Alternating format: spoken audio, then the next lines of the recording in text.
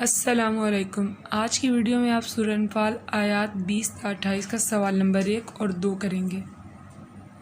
سوال نمبر 1، شر الدوابی سے کیا مراد ہے؟ جواب،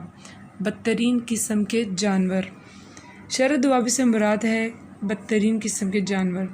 جانوروں کو اللہ تعالیٰ نے قوت گویائی اور عقل و شعور سے محروم رکھا ہے۔ جانوروں کے مقابلے میں اللہ تعالیٰ نے انسان کو اشرف المخلوقات کا درجہ دیا ہے اور قوت گویائی اور عقل و شعور سے نوازا ہے، مگر ایسے انسان جو حق کو پہچانتے نہیں ہیں، حق کو باطل میں تمیز نہیں کرتے، جیسے کہ کفار،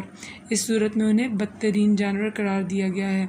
کیونکہ آپ صلی اللہ علیہ وآلہ وسلم ان کے پاس اللہ کا حکم لے کر گئے، دین اسلام کی تبلیغ کی، لیکن پھر بھی وہ اس پر ایمان نہیں لے کر آئے، یعنی کہ سماعت رکھتے ہوئے، قوت گویائی رکھتے ہوئے بھی انہوں نے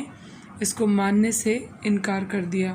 تو در حقیقت میں یہ لوگ جانوروں سے بھی بدتر ہیں۔ سوال نمبر 2، ان آیات میں خیانت سے کیا مراد ہے؟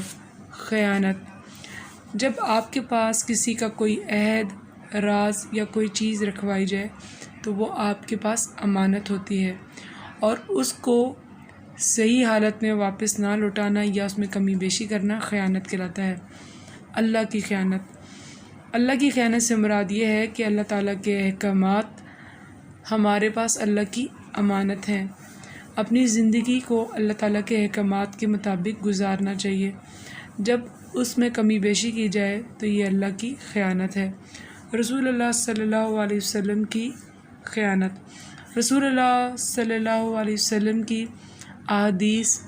آپ صلی اللہ علیہ وسلم کی تعلیمات ہمارے پاس آپ کی امانتیں ہیں، جب ہم ان پہ عمل پیرا نہیں ہوں گے، آپ صلی اللہ علیہ وسلم کی تعلیمات کو نہیں مانیں گے، آپ کی حیات طیبہ کا مطالعہ نہیں کریں گے، تو اس کا مطلب ہے کہ یہ آپ صلی اللہ علیہ وسلم کی امانت میں خیانت ہے۔ آپس کی خیانتیں، آپس کی خیانتوں سے مراد یہ ہے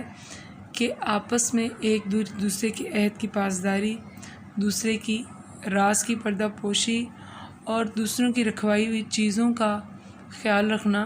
امانت ہے، لیکن اگر اس میں کمی بیشی کی جائے تو یہ آپس کی خیانتیں ہیں، جسے اللہ تعالیٰ نے سخت ناپسند فرمایا ہے۔